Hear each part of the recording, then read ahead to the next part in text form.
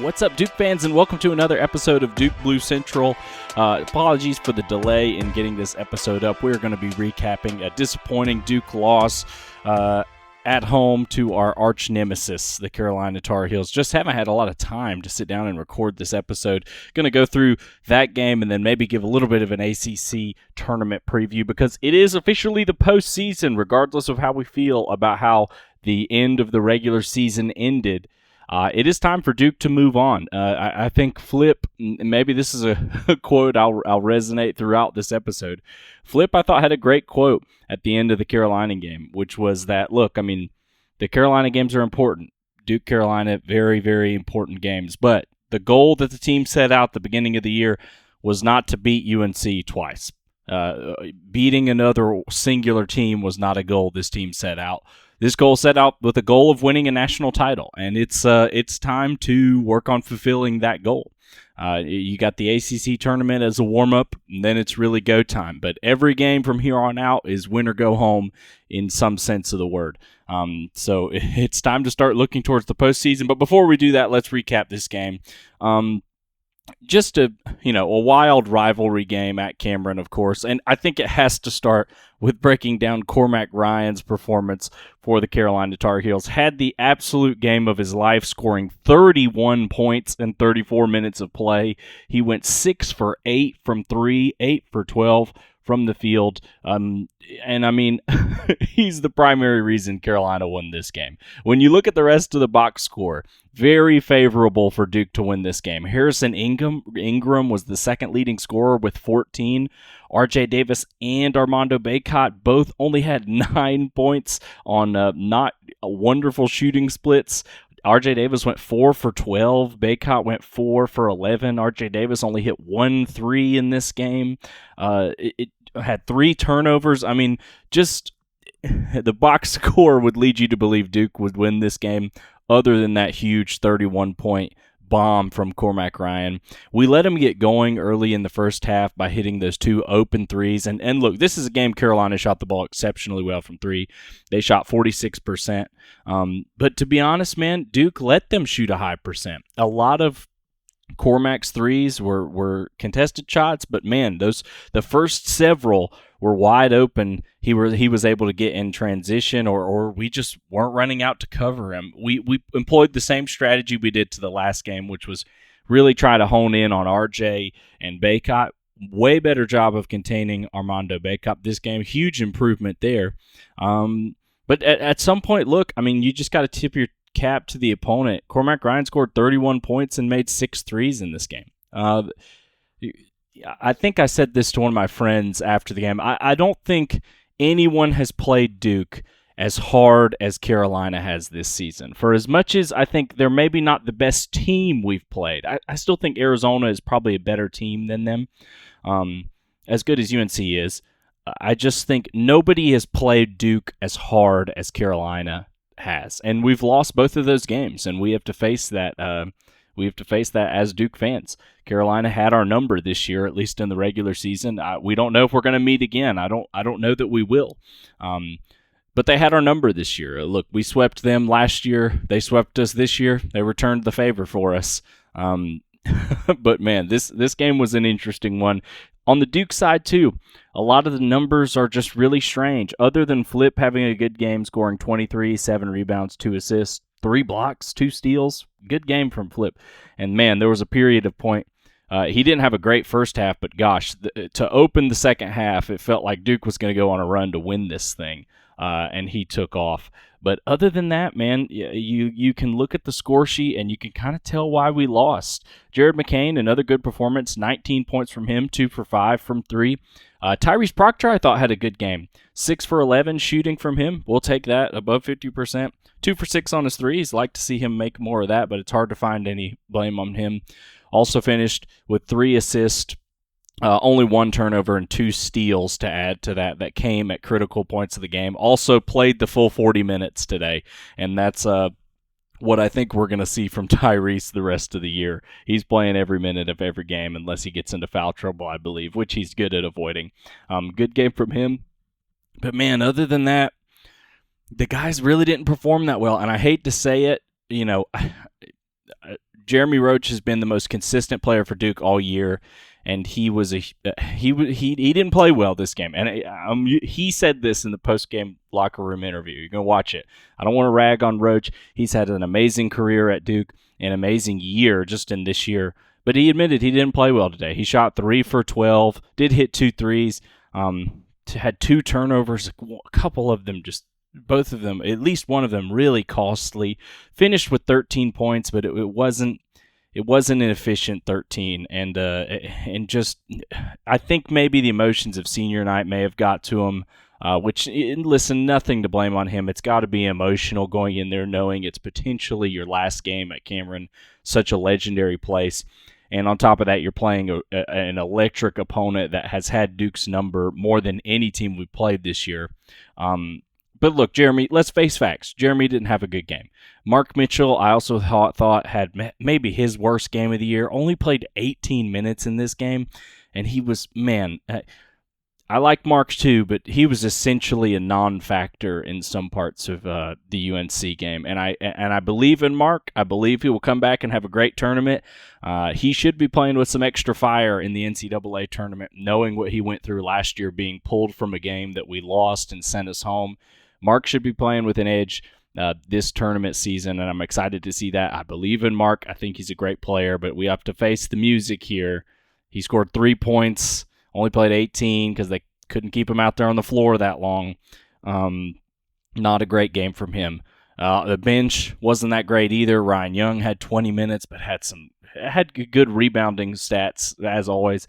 Had some costly misses right around the basket, though. He only shot it twice, and both shots were pretty dang wide open shots he could have made that were critical shots. I believe one was maybe even to take the lead for the first time in the game. Sean Stewart only got 7 minutes. Would have liked to have seen that number get up more, but pretty, I think he had 1 rebound, 4 fouls in those 7 minutes. So that's something he's got to get under control. Obviously, we've talked about that before. But yeah, I mean, team stats, we ended up shooting well from 3. We went 2 for 11 in the first half, which killed us. 18% in the first half, 58% in the second half, which is what got back into us. TJ Power did impress me down the stretch there. He made a clutch 3, made a clutch basket.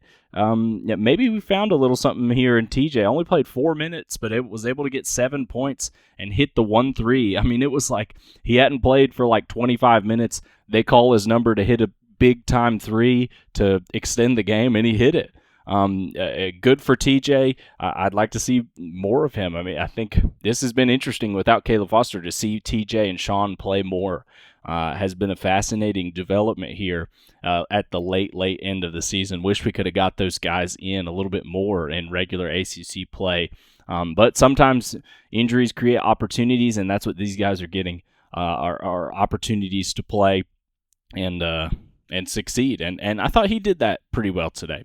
But I'd be remiss if I also didn't mention a huge story of this game was the first 10 minutes just going so sour for Duke. We were down 15 in the blink of an eye. And if you remove that from this game, I mean, Duke won the second half by 4 in scoring. We ended up only being down 9 at the end of the first half. But if we could have even just survived and hung in for single digits in the first 10 minutes, which is not a particularly hard thing to do. It's hard for a team to run up the score on you that fast. But man, Carolina came playing with their hair on fire. And Cormac hitting those 2 big threes didn't help us early. And that just almost put the nail in our coffin. We were able to claw back into the game and even make it a 1-point.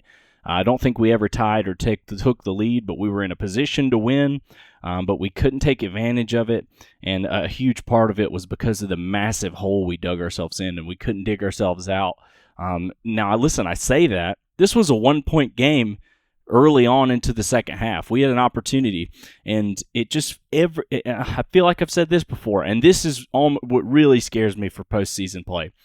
Every time Duke had an option to either take a lead or tie or make a big bucket, it felt like we were either turning the ball over or putting up a bad shot. I mentioned Jeremy. One of Jeremy's turnovers was when we had an opportunity, we had a time to take a lead, Another time we had an opportunity to take the lead or tie. He just put up a bad forced layup at the basket. We have to feel the game more. We have to have a feel for momentum more within the game to know when you can take. There are certain points in the game where you can take more silly shots and bad, quote unquote, bad shots that might go in. When you're battling and you've been down 15 and you have a chance to take a lead, now is not the time to go hero ball, dribbling. You risk turning the ball over, which we did, or just put it up at the basket, hope you get a foul, bailed out by a foul call. Just wasn't the time to do that, and we did that time and time again in this game, and it kept Carolina at arm's length away from us, and we could never get back into it. And sometimes it's as simple as that, guys. I mean, you look at the numbers. I thought defensively we held Carolina to a low enough score to win. I think it was reasonable for us to score more than 84 against UNC. And look, again, part of this is you got to tip your hat to Cormac Ryan. As much as I dislike him as a player, nothing personal against the guy, he scored 31 points. I mean, undeniable good performance from him. 6 threes is just, last game it was Ingram, this game it was Cormac. That's 2 games for Carolina where they've had 2 role players step up in absence of their 2 stars. And now Duke has had that too. In both games, Jared McCain has showed out. When I would say most people would say Jeremy Roach and Kyle Filipowski are Duke's best players this year. I would agree with that, but Jared McCain has been one of the stars of the court in both performances. We've had that too. We just haven't been able to slow down UNC enough. Even when we were scoring in the second half, I just did not feel that confident in this game because of our lack of being able to stop Carolina. And that is a little scary going into tournament play. I'm hoping that this is one of those teams that it just feels like they have our number, and that I doubt we're going to run into Carolina again in the tournament. I don't even know if we'll run into them again in the ACC tournament. But it's one of those things that maybe this is just a really bad matchup for us, and we can move on from it. But yeah, always disappointing to lose to UNC, especially but at home, and lose to the sweep. But listen, as Flip said, we've seen teams. Flip said the team's goal is to win a national title, not to beat UNC twice. And we've seen Duke teams that have really struggled against UNC, and then they end up going farther in the tournament than Carolina because of the talent on their roster. I think that could be the case with this year's Duke team, but we'll see. As far as takeaways, I don't have a ton of what from this game makes me concerned about our chances in the NCAA tournament. I maybe the most worrying thing to me, Jeremy Roach and Mark Mitchell struggling is not a huge worry. Maybe Mark, but Jeremy's struggle is not big for me. I think there were some external factors that would have caused him to struggle more than he normally would. I think during the tournament, we know how Jeremy can play. And he's going to ball out, I think, when he needs to. Mark as well, I think this was an exception for him. I mean, 3 points, 18 minutes is not what he is. I think it was a bad matchup day for him, and he just got the worst of it. So that's not a massive concern for me. There were positives from this game. Again, TJ Power making really clutch shots is kind of a cool development here, and hopefully we can see that more in the tournament. And even just dispel us some depth so we can get some of these guys some rest. Because the minutes breakdown was big. I mean, other than Mark, he played 18 minutes as a starter. Jeremy played 39 minutes. Proctor played the whole game, 40. McCain played 38, only sat for 2 minutes. And Flip played for 34. And that was only reason he sat was foul trouble, which he picked up a lot of fouls early, and we left him in the game. And that turned out to be the right decision because he didn't foul out. But yeah, I mean, if he doesn't get more fouls, he's probably up near the 36 minutes plus range. So we're really looking at kind of, I would say, 4 guys that are going to play 35 minutes a game come tournament time, which, by the way, I've never hated. I think these guys are so athletic these days and so league ready. They're going to play a ton of minutes in the NBA. A lot of them right from the jump. These guys can play 35 minutes a game in college. I'm not too worried about it with all the timeouts and the TV timeouts. I think you can win a title with that type of minutes distribution, as long as you have the talent to cut the slack. And I think this Duke team does have the talent to do that. So that's not the depth is something that more concerns me because of like foul trouble and things like that. I'm not as concerned if like our guys are going to get tired. That's just something I feel like I hadn't seen a lot this year when we've struggled. I feel like it hadn't been because our guys were tired. But yeah. So yeah, that might be. I think that's all I have to say about the UNC game. It's just you have to turn the page quickly on games like this. You can't linger on it for too long, because if you get down on the dumps, on yourself too long, you're going to be headed home from the ACC tournament early, and you're going to be headed home from the NCAA tournament early. So let's get into that. Of course, we ended up with the 2 seed finishing second in the regular season ACC race. I actually think that bumped out pretty fairly for us. I think in this scenario, I'd actually rather be the 2 seed than the 1. How it breaks down is essentially Duke is going to play the winner of NC State and Syracuse, which takes place, I believe, tomorrow. Yeah, tomorrow or today, I guess, when you're listening to it at 7 p.m. Duke is going to be playing the winner of NC State and Syracuse. Feel good about either one of those games. Syracuse is a team we handily beat, and NC State's a team we pretty handily beat even at their place. And playing in a neutral site, I fear them way less than I do playing them in PNC. Feel good about that. After that, we will play the winner of Virginia, or after that, if we were to advance to that game, in the semifinal, we would place the winner of Virginia and Clemson or Boston College. So if it shakes out how you would think it would, whoever Duke plays in the first round, I think we should handle. We'll end up playing either Virginia or Clemson, I would think. I would think Clemson's going to handle Boston College. I don't know, maybe that prediction will come back to haunt me, but I think Clemson will beat Boston College. And then that Clemson-Virginia, that's kind of a Virginia beat Clemson earlier in the year, but does Clemson get their number now? I think Clemson will probably beat Virginia, and we'll be playing Clemson in the semifinal to go to the championship, and we'll see where that leads. What's interesting about the ACC tournament is like, it's a fascinating thing because obviously you want to win. I mean, I want Duke to win every game that they play. No doubt about it. I'm rooting for Duke every game. But it's hard for me to ignore the statistics that say if you win your conference tournament, you're probably not winning the national title. So I've been joking around, half joking, half serious, with a lot of my friends locally, saying I want Duke to make the championship and lose. Early in the year, even preseason in the year, I actually picked Wake Forest to win the ACC championship. Interesting, not to brag on myself, Wake has had a pretty good year. But I still think they could win. I think just like guard play and really good shooting has a potential to, like, they could get hot and beat anybody that we saw them beat us like that. So maybe I'll throw that out there as my remaining prediction. I think Wake will beat Notre Dame and play Pitt. And then Wake will play North Carolina in the semi. It'll be North Carolina, Wake, Duke, Clemson. Wake will beat North Carolina, and Duke will beat Clemson again.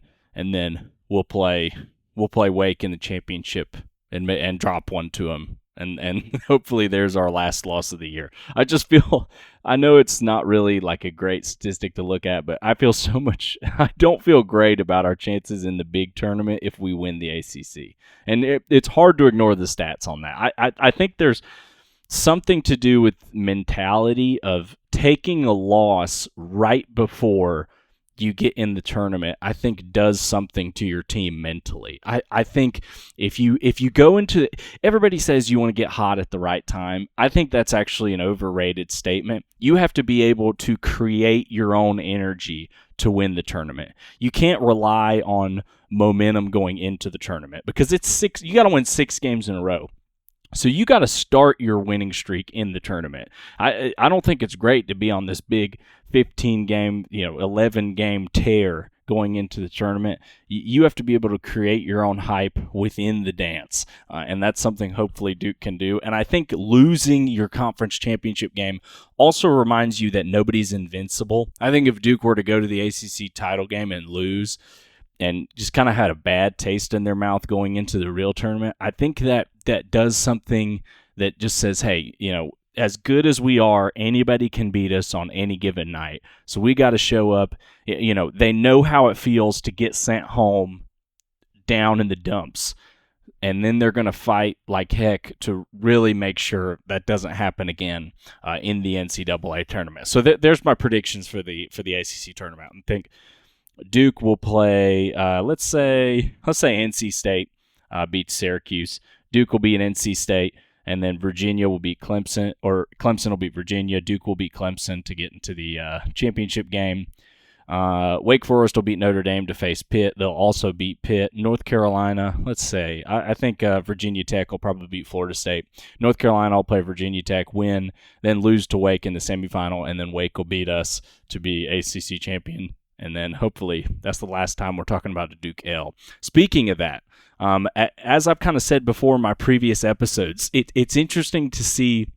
To me, I think the committee already has a decent idea of what the field is going to be for the big dance, the field of 68. I think the committee decides a lot pre-conference tournament, and there's not a lot you can do to move up. I think you can move down, but there's not a lot you can do to move up in your conference tournament. Last year, Duke was on a tear, and I think we won the ACC tournament, of course, if you remember. Most people had us moving up in their predictions, and the committee kind of just stuck us to where we were a 4 seed, kind of just stuck us where we were projected to be before. It was almost like winning the tournament did nothing to us. And so I think it's interesting to look at predictions right now of where they think Duke is going to be, and I would say if we lose our first, if NC State wins and we lose to NC State, I think there's a potential we could slip down to a 4. I think if we win the ACC tournament, we may be able to still get a 2 seed, depending on what the other 2 seeds do. So right now, the projected 2 seeds are Creighton, Arizona, UNC, and Marquette. Now, I don't know how exact. This is ESPN's bracketology updated, this morning. So this is as updated as ESPN. I know a lot of people don't like ESPN's. We're just going to use it as a baseline. So if either one of those teams slip up, then if any of those teams slip up, could we potentially get a 2 seed? Maybe. I'm not sure. For example, if we did go to the ACC championship against North Carolina and beat them, does that? I don't think that would knock Carolina off of the 2 because they've beat us twice to only our once. I think if anything, we might knock off another team, but I think it's could be likely that we still end up as a 3 even in that scenario. Look, all that depends. How does Creighton do? How does Arizona do? How does Marquette do? Those things all matter, of course. But I think Duke, if we win 2 games, even if we lost in the semifinal, maybe I still think we could probably hang on to that 3 seed. But you want to at least make the title game, in my opinion, to feel good about where you're at. So let's look at the predictions right now. And as I said, I think this gives a pretty good insight on where on where Duke will actually end up Selection Sunday, almost regardless of what happens. Almost. If we lose to NC State, different story, or Syracuse, maybe different story. But so right now, ESPN has Duke as a 3 seed, as I've been saying, in the South bracket. So top 4 seeds in the South: Houston, number 1 seed; Creighton would be the number 2; Duke is the number 3; Alabama's the number 4. I'll go down even more. San Diego State's the 5; Wisconsin's the 6. We'll stop there because the rest of these teams, I'm not going to read the whole entire side of this bracket. But basically, what Duke's path would look like to a Final Four: we would play Vermont right now in the first round. Second round game, obviously being a 3, you feel a little bit better than being a 4. All of these can really change a bunch. Right now, they have that matchup to see who would play Duke if we're able to beat a 14 seed. They have Colorado, Virginia playing Wisconsin. Let's say Wisconsin, whatever, a team like that. You're playing a 6 seed in the second round. I think if you're Duke, you have to feel pretty good about that. Again, there are some 6 seeds you may want to avoid in this, but honestly, like Clemson, for example, is a 6 seed right now in the tournament, and we know how tough they play Duke, even at home. That's a team you might not want to see. A team like that might not be a one you'd like to see in the tournament. Clemson's interesting because I think they're actually more talented than a 6 seed. I just think they kind of underperformed in the ACC regular season. Wouldn't surprise me if they win a tournament game or two. Not at all. But let's say we end up playing Wisconsin. Little national championship rematch. If we're able to beat Wisconsin, the 2 seed, we would most likely face, again, a road to the Sweet 16 as a 2 seed is, I think, a little bit easier than a 3 seed. Creighton would have to play Sam Houston and then Texas Tech or Drake. And we would face off against Creighton in the Sweet 16, which I think of the 2 seeds, Creighton, Arizona, Carolina, Marquette, I think Creighton's a pretty good matchup. I know they've beat UConn. They beat them at home by shooting like 60% from 3. I think if you can slow Creighton down and limit threes, you feel good about Duke winning that game. I do anyway. I'd rather play them than Arizona or North Carolina. Marquette is an interesting one. I don't have as much faith in Marquette, especially if they're missing their point guard, who I'm blanking on his name, but a significant injury to their team. If he is shaken up in any way, I'd probably rather play them. But at even medium strength, I think Creighton's a pretty dang good team if you want to play in the 2. And look, to get where you want to go, you got to beat good teams. You're never going to get a layup roll to the Final Four, except, some South Dakota State upsets Houston in the first round, and now you only got to play Colorado State in the Elite 8. Like, you're going to have to play tough teams. So at a certain point here, you just like the matchup, and I like Duke's matchup against Creighton. As long as you can limit their threes and slow them down a little bit, I feel like you have a good shot. Now, what's scary about them is if they just have a good shooting night and shoot like 50+% from 3, which they've done before, you're probably going home. But a lot of those teams tend to crumble, tend to not be able to do that several games in a row. And if they've already made it that far in the tournament, hopefully their luck runs out there. And Duke's moving on to the Elite 8, where you would probably play Houston. And again, is Houston the 1 seed I would pick to play? I think it would be. I don't want to play UConn or Purdue. Purdue is an interesting one. They tend to have trouble in the tournament, but a guy like Zach Edey would just, I think, kick Duke's butt. So that would be interesting. I probably don't want to play them. Tennessee would be an interesting one, maybe a little revenge game from last year. But again, they have a physical roster that's could be geared to give Duke some trouble, and they have a real star in Dalton Connect. Duke has shown some ability to really slow down the best players on the opposing team, and I think there's potential if we played Tennessee, we could get Connect shut down and make them beat us with the other guys. But still, Houston, again, any 1 seed's going to be a tough matchup. Houston's excellent defensively. They're really physical, which gives Duke problems. But I think we could probably limit their offense. But I don't feel horrible about that. I would rather have Houston than Purdue or UConn. So you have to be semi-happy with that. And if you win that, you're in the Final Four. Now, I know I made that sound so easy and simple. But all that being said, I actually like this projection for Duke. If you could tell me now, if I could lock this in, I would take it. I wouldn't risk the ACC tournament. I don't even think I'd move up to a 2 in some brackets. Like, for example, let's take North Carolina's bracket, right? They're up to a 2 because they beat us. They might have been before, but they remained 2 because they beat us. So their first 2 games are pretty easy, and they've got them slated to play in Charlotte right now, which makes it even more easy. Colgate, they beat them. St. Mary's or TCU. St. Mary's could give them some trouble, but you have to think North Carolina would win. After that, though, you have the potential of playing Kentucky as your 3, which is a team. Kentucky is a team that could lose the first round or they could make it to the championship game, depending on how they're playing. And you don't love playing those types of teams. I just think that's dangerous. After that, Kansas and UConn are probably going to be facing off to face you in the Elite Eight. So that's 2 really, really high-level games. Like, if I told you in the Sweet 16, we can either play Kentucky or Creighton, forget the seeding. I want to play Creighton. I don't want to mess with a Kentucky team that can get hot and beat anybody. So I actually like Duke's matchup here. I think if I could lock this in, I would. But you never know how things are going to happen. I'm hoping they split up the ACC.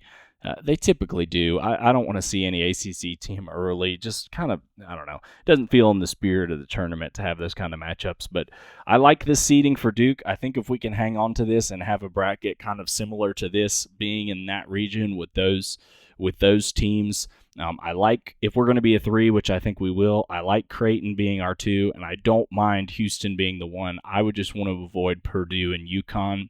Other 2 seeds probably wouldn't. You obviously don't want to see UNC. Marquette would be the other 2 seed. I'd probably like to see Arizona. You don't hate seeing because you've got some reason to show up and really beat them. And I think we could have beat them early in the year, and we've got a lot better. Other than that, I don't know if there are 6 seeds that I wouldn't want to play Clemson as a 6 seed right now. They played us really tough. And Gonzaga would always be interesting, but I think we could handle them. But I like where we're at here. If we can keep this, I would keep it. So like I said, look, it's postseason time to get locked in. I'm going to be coming at you guys. I don't know how often during the ACC tournament. We'll see. I don't think I'm going to do an episode after each Duke game. Might do one after 2, or if we win, and then we'll see how the schedule shakes out. But we'll certainly be coming at you soon, and then definitely post ACC tournament selection Sunday, we'll have an episode out breaking down Duke's path to hopefully a Final Four appearance. But thank you all so much for listening to another episode of Duke Blue Central. If you want to help out the pod, you can give it a rating anywhere you're listening, or you can follow me over on Twitter at Duke Blue Central. It's been great. Thanks to each and every one of you. I appreciate you all so much. Go Blue Devils.